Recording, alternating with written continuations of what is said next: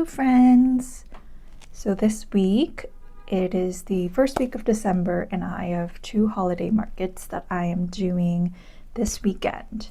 I've been deep in prep, so I thought I'd take you along and show you what goes in it and also show you the footage of the markets. I've only done one market before in March, and that was really fun. It was at the Natural History Museum in New York City.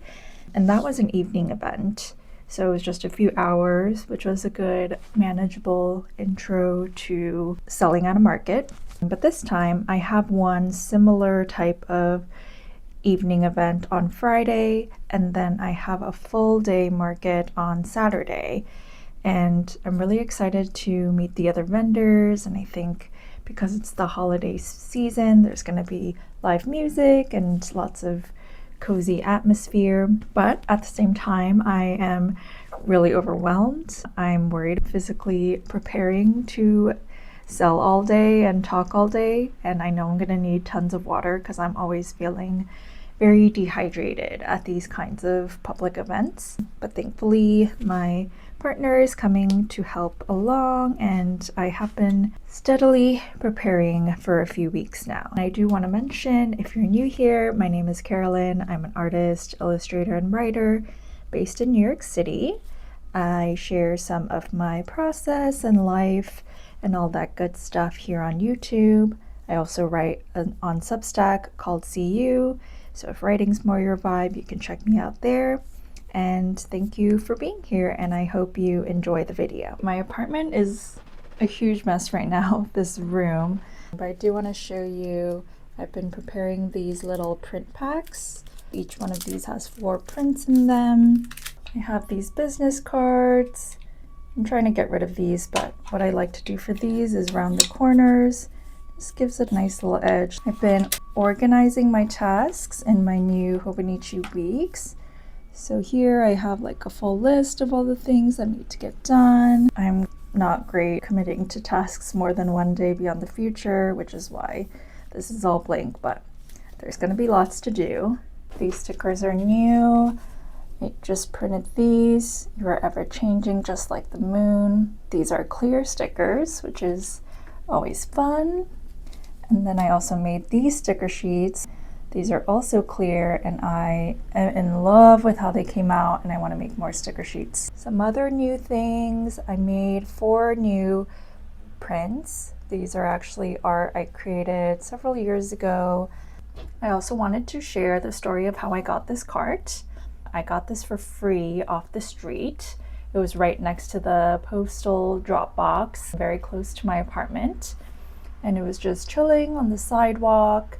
And I was actually dropping off 2 pieces of mail that I was shipping out. I wasn't having the best day, having resend lost mail, but I saw this shining, beautiful red-orange cart. I love this warm red, and I thought it would look really nice to this muted green cabinet thing that my sister got me a few years ago. My studio has just been so cluttered with stuff as I've been preparing for these markets and also selling zines online. So I saw it, and then right before I walked up, this lovely old man and his dog started playing around with the cart. And there's the thing that you always do when you do a sidewalk find in Brooklyn, especially with furniture. You want to make sure that it works. So he was checking every shelf, making sure all the screws work, making sure that the wheels rolled, and he was playing around with it, and it passed his litmus test because he was satisfied, and then he was just standing there for a bit with his dog, and I knew what he was thinking. I like this item, but is it worth the trek home with my dog? And inevitably he let it go and passed it along. And I dropped off my mail and I took it right home because it was only a block from where I live. And so this is a very nice score, and I feel like it was just a nice little gift from the universe after my lost mail saga. Howdy y'all. It's Thursday, so the day before the evening market tomorrow and then the all-day market on Saturday. I am feeling a bit stressed about table configurations. The Friday market, I straight up have no idea what the table size is. They did send a photo, and it looks, the market is in a big co-working space, so the tables look pretty big, and there's only, I think, like 15 vendors or so I'm less worried about that one. But the Saturday market, there's going to be over 35 vendors. I've actually never been to the space. It's in Williamsburg at a place called the Drawing Room. And I think what worries me about this one is that it is a shared table setup. So originally, I thought it was going to be a large table divided amongst 4 people. And yesterday, I emailed them about how high I can build my displays to add some height and have people be able to see my stuff across the room. And then they shared, thankfully, very generously, that they could reserve me a table space against the wall. And then they sent me this diagram. The shared table is going to be longer than it is wider. Usually, like, the vendor is standing behind and the table shallow in like length, and then wider like this way.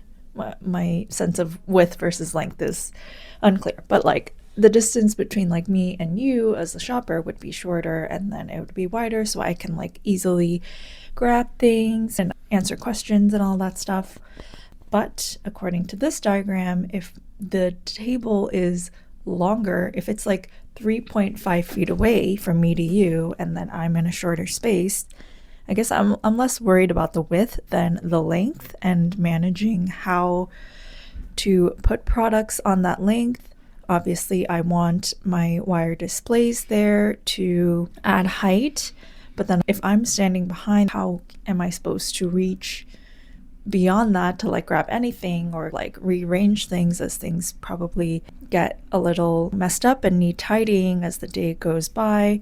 Or do I need constantly go around and rearrange the space from the front? I think, judging from this diagram, if I'm in a corner spot, it should be fine to just like easily maneuver around. All right, so I like to have a little setup of what my display would look like before I go to the market. So this table here, this is my main table, and it's about the same width as the Drawing Room Saturday market size. So that's about like 2.6 feet. And then I have this other table where I'm putting things. I like to use this stand for my zines and sample copies for people to look through. Here are these mood study packs. And then I'm trying to figure out a setup for the one magnet that I sell right here, business cards, and then a sticker display I have here that I need to make cardboard sections for. So that is the lay of the land. It looks chaotically messy in here. I think a lot of the weekend will be like rolling with the punches and just seeing how things go. And honestly, like, what I can control is just bringing the amount of product that I have, and then being flexible with how it's displayed, and just giving myself a lot of options. Hello, good morning. It is the morning of the first holiday market that I'm doing, and I know yesterday I was a bit stressed about table sizes, but I think we got that cleared up. I found out the table dimensions of tonight's market, and then tomorrow I was able to demo what a longer table formation might look like. So the table Saturday is definitely going to be wider than this, but yeah, I think I've got like all my prints set up here. This is like the zine rack. I'll probably have stickers. I already packed those, but I'll have my sticker sheets here and business cards, and I think I might try to add like a newsletter sign up form here as well. And then I've got my freebie manifestos here. So these are actually some test prints that I did from the Rules to Live by zine. I thought it'd be a nice little freebie with purchase, and a nice way to spread the word about other artists that I love. So I'm feeling a lot better about all this. I need to maybe print a few more materials just as backups, like QR codes and things. I need to charge everything that I have. I just need to pack everything in the big suitcase and leave in a few hours.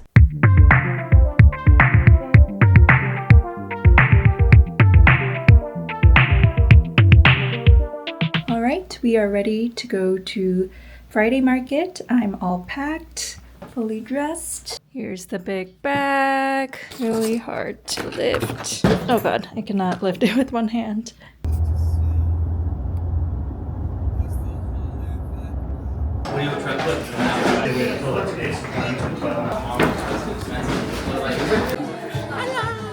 Thanks for coming.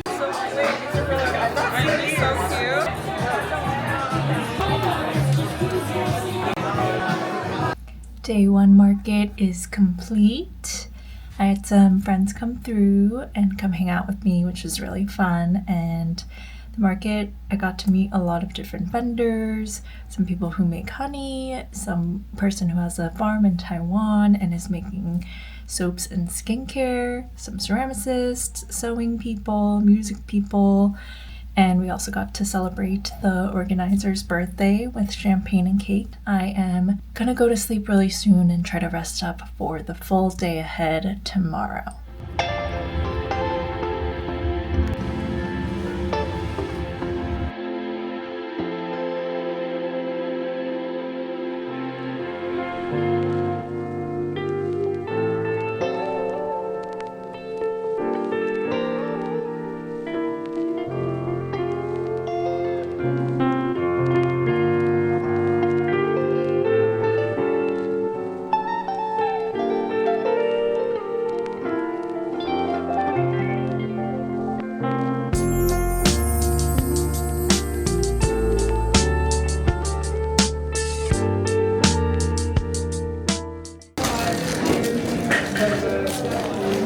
Pretty good for all time. Yeah, it's like $10 more.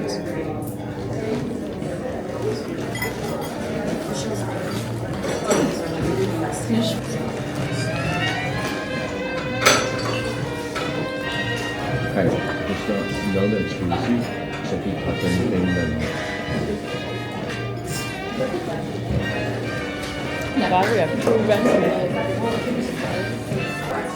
It's not, it's just for extra caution. This isn't really like a cup for head, like, see, so like so it's not really the right stuff, like, it's not like a big so it's not.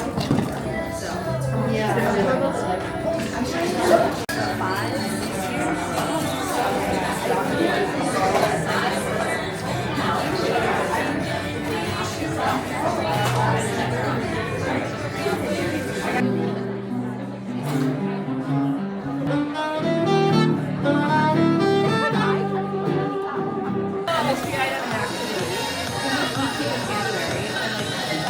January, and then yeah, you should.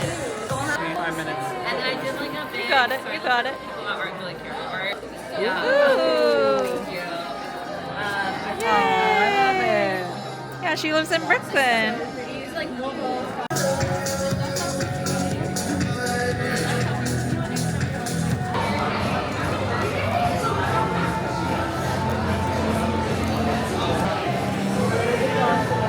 Howdy, y'all. So all the markets are done, and after a day of completely resting yesterday, I wanted to hop on here and just do a little debrief, talk about how the 2 markets went.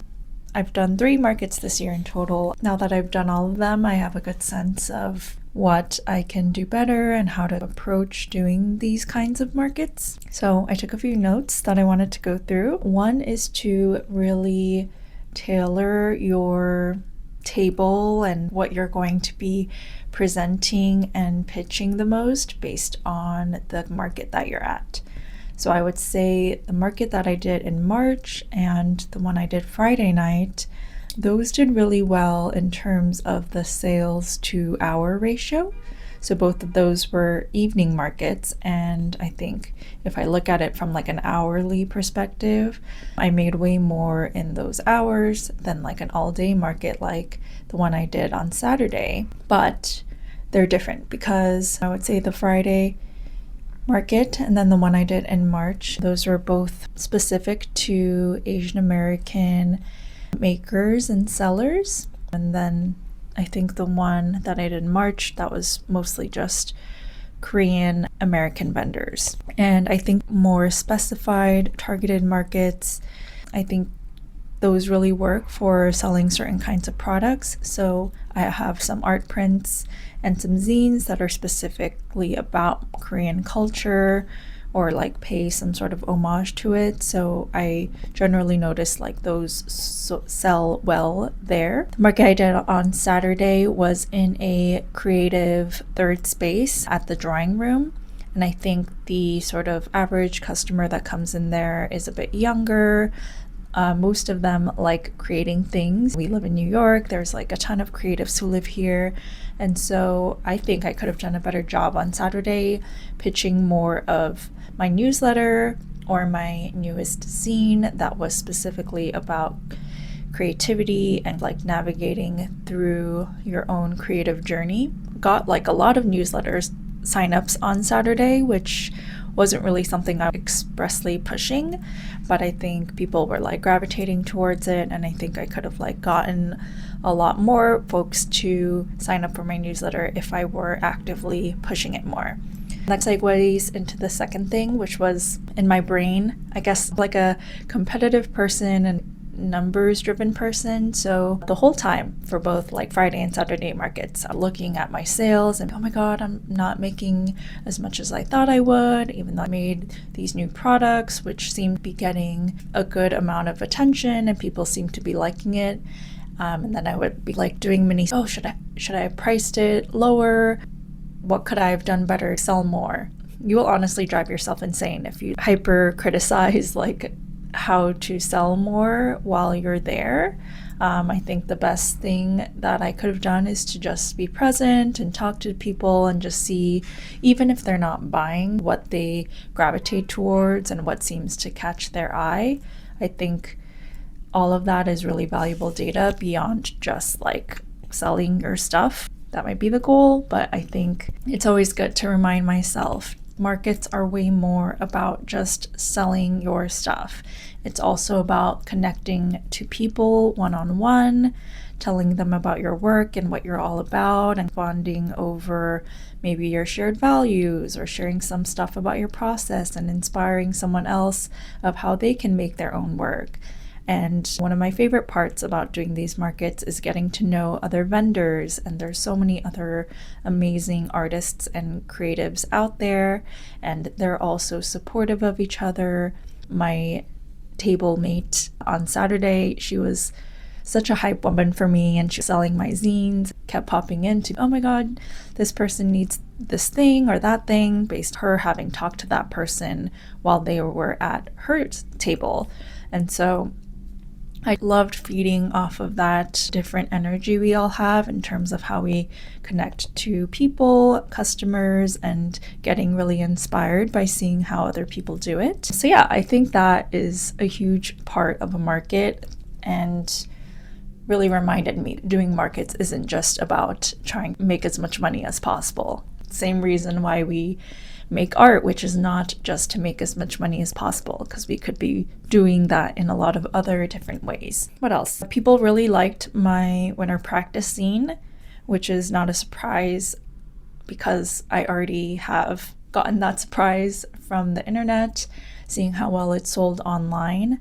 I did really enjoy seeing people flip through the zine. A lot of people said they really liked my voice while reading the pages, which is really nice to hear, especially in person. Some things that happen quite frequently at markets, you'll see the type of person who looks through every single one of your products and makes a comment on it and doesn't buy anything, which is fun. It's a fun exercise, but is also like a little bit draining for me. I think I have to engage with that. So that's just something I've observed. Another is that people will commonly, I want this print in another size, either in a smaller size or a bigger size. And I think that is often more about like price point than about actual size. Maybe less so if it's wanting something bigger. But yeah, I think that's something to keep in mind. I think if I were someone who was like making my prints at home, I would make all the prints in multiple sizes. But I think that is a bit harder if you're outsourcing your printing. I made a new sticker sheet, this one, which is based off a page in the winter practice scene. And I think the sticker sheet is really, really cute. I thought it would do well, but it was a bit less popular than I expected, but people who liked it really liked it. Another is that at these markets, I have all my zines on display and people really enjoy reading through them. But then I think a lot of the times, especially for mini zines, if a person's already read through the whole zine, they don't necessarily want to buy it. And I don't think that's a problem per se, because they could, if they enjoy it, they might sign up for my newsletter or something. But that's just something I've observed. People don't buy things if they've fully read it unless they really connect with it. The zine I sold the most was this Korean neologisms one. This one actually did really well. I don't know if it's like the size or the subject matter, but I think people are really delighted. The interesting shape and how many pages there are, which is, again, I think people flip through this and they could feasibly read everything, but it's more like a reference book or dictionary of a lot of words. So I would say a lot of people bought that one. Overall, I'm really glad I did these markets. I think in terms of preparation, I think I prepared well. I had lots of time to prepare and I wasn't really stressed getting ready. I was stressed about the whole table size thing, but that was totally fine.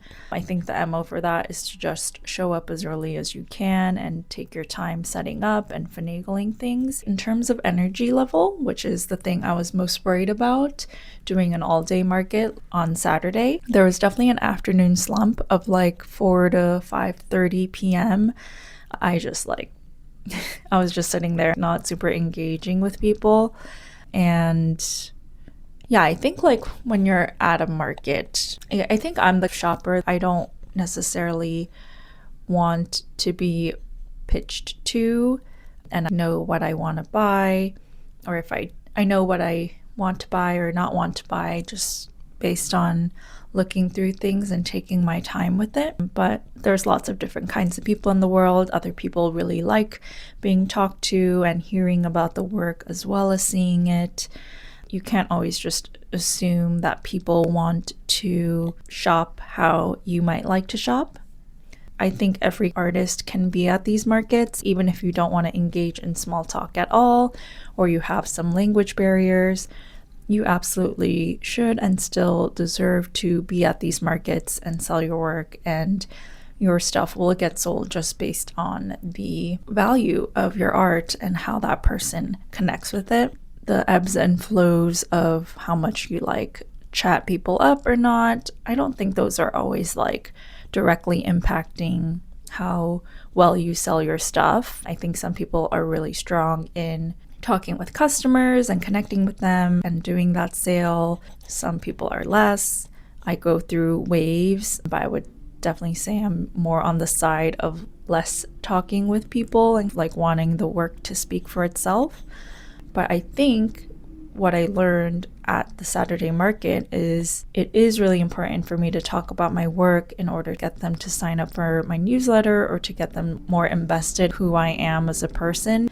And so that is like a long tail valuable thing that I can be doing at these markets, and that is maybe more of a growing purpose for doing these, like the actual promotion of my work in general versus just like going for like a sale of like a $20 print or like a $10 zine or something. And so yeah, I think that's my greatest lesson, is to treat these markets as a overall promotional exercise of talking about my work and bringing people my digital world and my sort of ethos rather than selling specific products I have. But then also to align like new offerings that I have, new products, to be about my ethos as well. And so I think my latest zine, Winter Practice, is a really good example of that sort of marriage. What I stand for, what I want my art and business to stand for, and the actual product. So yeah, I think it was all sort of good data of like seeing how people react to my art, seeing how I react to how people react or don't react. And in the moment, it's like very overwhelming. I would get texts from friends, how are the markets going? I can't even like process in my brain, reflect on this right now. I'm just like completely overstimulated by the actual doing of the thing. But now that it's been a day since the markets have wrapped up, yes, I want to keep doing these markets as more of a promotional thing rather than, oh, I need to sell all my stuff at these markets and like hit certain sales numbers. And also just align better how I can talk about my work and make work that is like a self-serving loop of my practice and my art and how they can coexist and feed off of each other. So those are my market reflections, and I hope you enjoyed this video. And if you have any questions about doing markets yourself, please let me know in the comments and I'd be happy to respond. Otherwise, have a great day and I'll catch you in the next one.